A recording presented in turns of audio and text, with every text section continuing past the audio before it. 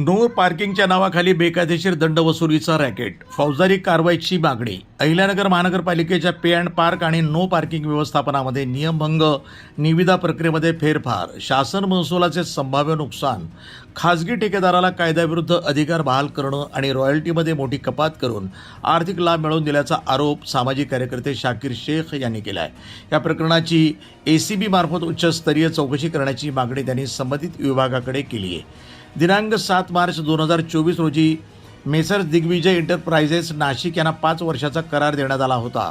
मूळ करारानुसार महानगरपालिकेला 21.75 लाख रुपयांची रॉयल्टी मिळणार होती. मात्र प्रशासकीय निर्णयानंतर ती केवळ 7.25 लाखांवर आणण्यात आल्यानं सुमारे 14.50 लाख रुपयांच्या संभाव्य नुकसानीचा आरोप करण्यात आला आहे.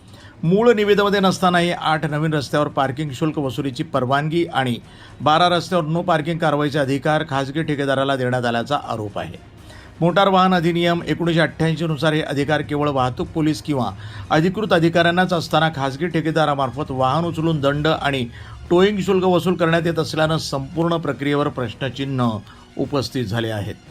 नागरिकांकडून वसूल झालेल्या दंड आणि टोईंग शुल्काचे विशेष लेखापरीक्षण, महसुलाच्या नुकसानीची वसुली, संपूर्ण निविदा प्रक्रियेची ACB चौकशी आणि चौकशी पूर्ण होईपर्यंत वाहन उचलणे आणि दंड वसुलीची प्रक्रिया तात्काळ स्थगित करण्याची मागणी सामाजिक कार्यकर्ते शाकीर शेख यांनी केली आहे. वृत्तसंपादन विभाग, न्यूज टुडे 24, अहिल्यानगर.